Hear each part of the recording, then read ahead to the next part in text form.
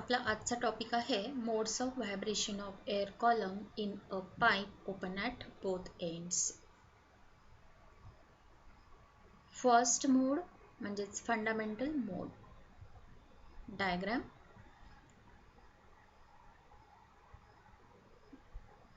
मध्ये तुम्हाला दिसतंय पाईप ओपन आहे ॲट बोथ एंड्स. त्याचं लेंथ घेतलं आपण L आणि हा एअर कॉलम आहे जो व्हायब्रेट होणार आहे. त्याचं लेंथ आपण घेतलंय कॅपिटल L आणि लॅम्बडा वेवलेंथ आहे जी वेव सेटअप झाली इथं त्याचं.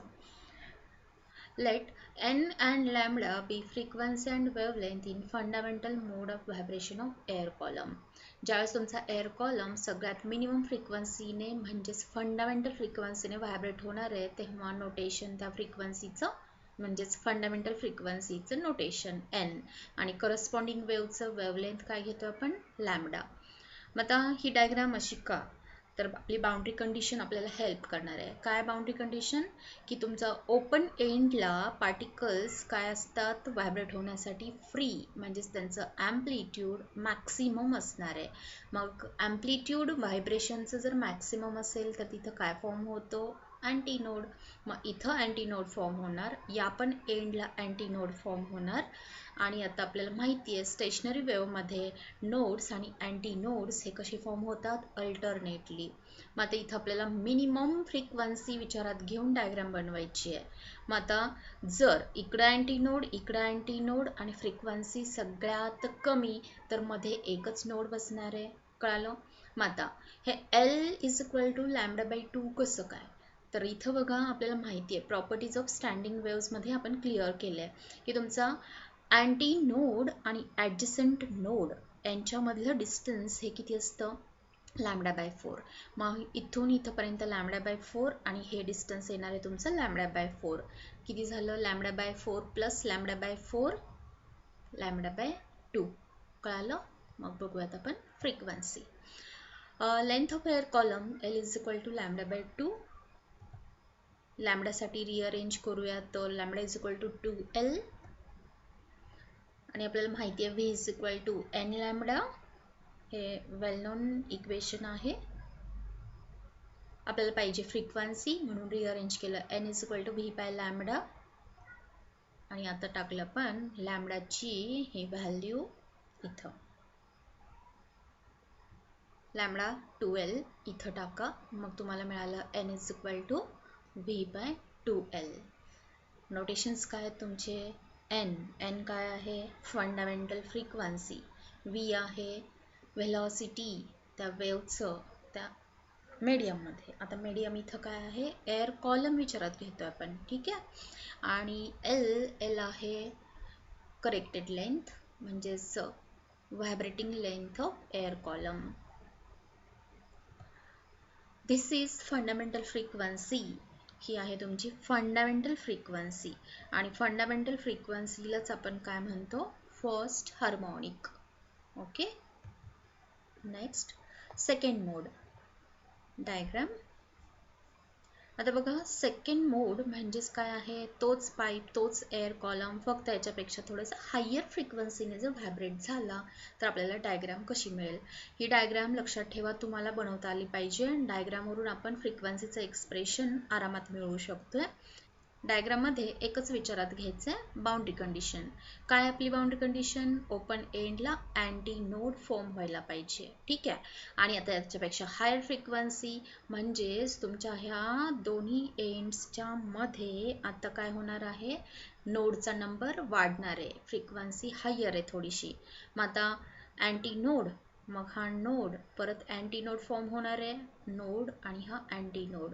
म्हणजेच काय फरक दिसतो तुम्हाला या दोन्ही डायग्राम्समध्ये. जर फ्रिक्वेन्सी थोडी हायर झाली याच्यापेक्षा तर तुमचा हा एक लूप वाढलेला दिसतोय तुम्हाला. ठीक आहे. मग आता बघूयात notations. Let n1 and λ1 be the frequency and wavelength of wave in second mode of vibration of air column. Air column second मोडने व्हायब्रेट होत असेल तर सेकंड मोडची फ्रिक्वेन्सी n1 आणि करस्पॉन्डिंग वेव्हचं वेवलेंथ λ1. मग आता आपल्याला कॅपिटल L लॅम्बडाच्या फॉर्ममध्ये पाहिजे. λ1 कसं लिहिलं आपण बघा तुम्हीच काउंट करा. डिस्टन्स तुम्हाला काढता आलं पाहिजे. अँटी नोड ते नोड हे किती असतं? Lambda by 4. मग बघा किती लॅम्बडा बाय 4 होतील? 1 2 3 आणि 4. 4 लॅम्बडा बाय 4. मग 4 4 कॅन्सल झाला म्हणजे किती राहिला? लॅम्बडा. पण इथं आपण काय करतोय? लॅम्बडा 1, कारण इथं फ्रिक्वेन्सी बदलली आहे तर वेवलेंथ सुद्धा बदलणार आहे. म्हणून इथला नोटेशन लॅम्बडा, तर इथलं वेगळं असणार आहे, म्हणून आपण वापरतोय लॅम्बडा 1. ओके. मग बघा length of air column. Air कॉलमचं लेंथ आपल्याला माहिती आहे आता काय? L is equal to lambda 1. Lambda 1 is equal to L. आपल्याला पाहिजे फ्रिक्वेन्सी. मग आता फ्रिक्वेन्सीचा फॉर्म्युला आपल्याला मिळाला आहे n is equal to v by lambda. मग आता n1 इज इक्वल टू काय येणार? v by lambda 1. v इथं v बदलत नाही जरी पण मोड बदलला तरी, कारण जोपर्यंत मीडियम बदलत नाही स्पीड बदलत नाही. लक्षात ठेवा मीडियम तेच आहे, एअर कॉलमच आहे. ठीक आहे. मग आता लॅम्बडा 1 ची व्हॅल्यू टाका. मग काय आलं? n1 is equal to v by L. आणि आता थोडीशी ॲडजस्टमेंट, कारण आपल्याला जनरलाइज करायचं आहे फॉर्म्युला. मग n1 is equal to 2v upon 2L. काय केलं इथं? इंटू 2 अपॉन 2 केलं. बरोबर. मग आता मला सांगा की हा फक्त याचा विचार करा. फक्त v बाय 2L काय दिसते तुम्हाला? v बाय 2L n दिसतोय. मग आता काय येणार तुमचा? n1 is equal to 2n. कळलं? मग सेकंड मोडची फ्रिक्वेन्सी ही काय मिळाली तुम्हाला? फर्स्टच्या डबल. आणि यालाच आपण काय म्हणतो बघा? This is frequency of second harmonic or first overtone. बरोबर. इथं तुमच्या लक्षात येईल नोटेशन्स आपण वापरताना तसे वापरलेत. हा नंबर इंडिकेट करतो ओव्हरटोन आणि हा हार्मोनिक. मग फर्स्ट ओव्हरटोन आणि हार्मोनिक कितवा? सेकंड. नेक्स्ट थर्ड मोड डायग्राम.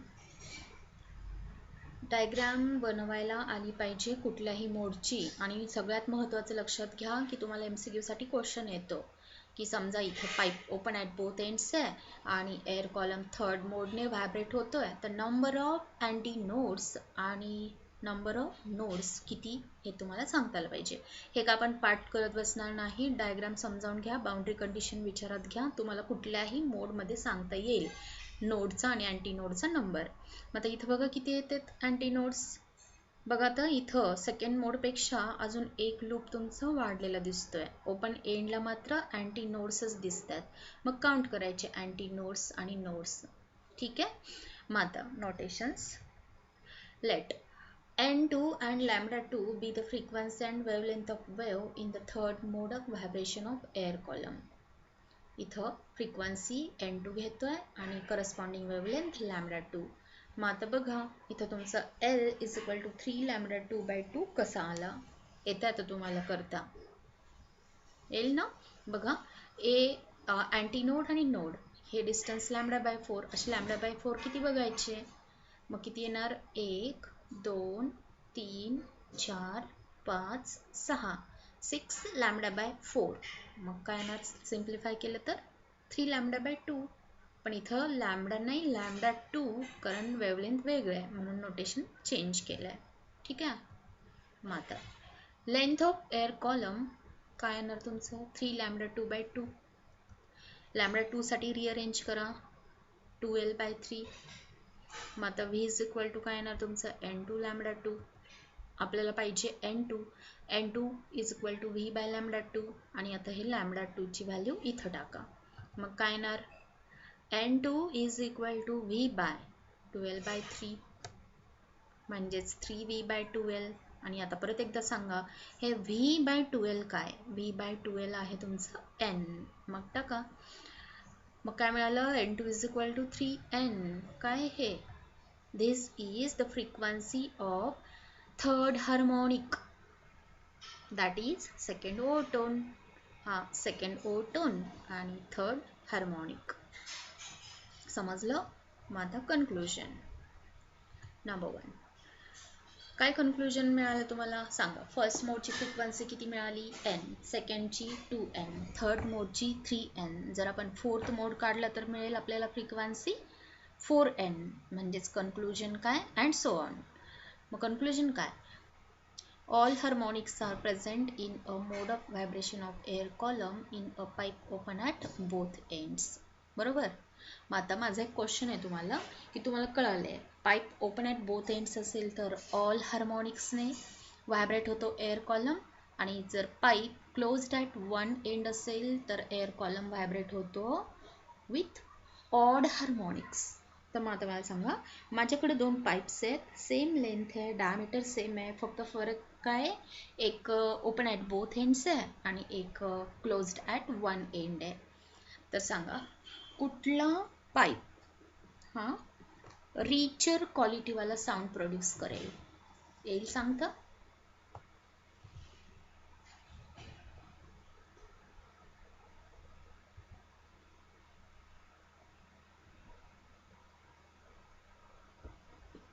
तर sound produced by open organ pipe is richer in quality than that produced by closed pipe.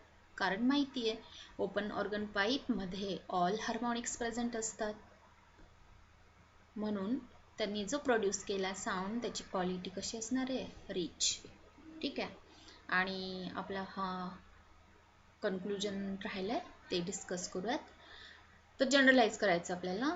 तर तुमची फ्रिक्वेन्सी पित्त ओटोनची कशी मिळणार तुम्हाला, n p is equal to p plus one into n. बघा इथं second ओटोनची काय मिळाली तुम्हाला, 3n, म्हणजे इथं 2 आहे तर इथं 2 प्लस 1 झालं. तसं इथं p आहे तर इथे येणार आहे तुमचं p प्लस 1. वेअर आता इथे एक महत्त्वाचं लक्षात घ्या, नोट्स लिहिताना नीट लिहते की तुमचं इथं n नको आहे, इथं काय पाहिजे p. p is equal to 0 1 2 3 या पद्धतीने. मग p ची व्हॅल्यू 0 टाका तर तुम्हाला काय मिळेल इथं n म्हणजेच फंडामेंटल फ्रिक्वेन्सी. p ची व्हॅल्यू 1 टाका तर इथं काय मिळालं तुम्हाला n1 is equal to 2n. बरोबर. समजा 2 टाका तर n2 is equal to 3n. इथं दिसतंय तुम्हाला. या पद्धतीने तुम्हाला कुठल्याही ओव्हरटोनचं फ्रिक्वेन्सी काढता येणार आहे. समजलं. पुढं note, the fundamental frequency of open pipe is double than that of closed pipe of same length. कसं बघूयात, आपल्याकडे फॉर्म्युले आहेत. तर हेच आपण सिम्बॉलिकली लिहिलं, NO is equal to 2NC. पण कसं, तर आपल्याला माहिती आहे NC काय असतं V/4L आणि NO काय असतं V/2L. ठीक आहे, दोन्ही मिळवले आपण. तर बघा कम्पेअर करा आणि हे मिळते का बघा. ठीक आहे, हे पण रिलेशन खूप महत्त्वाचं आहे MCQ प्रॉब्लेमसाठी. NO is equal to 2NC, O for open, C for closed आणि N फंडामेंटल फ्रिक्वेन्सी. म्हणजेच ओपन पाईपची फंडामेंटल फ्रिक्वेन्सी ही क्लोज्ड पाईपची फंडामेंटल फ्रिक्वेन्सी, यांच्यामधलं हे रिलेशन. समजलं.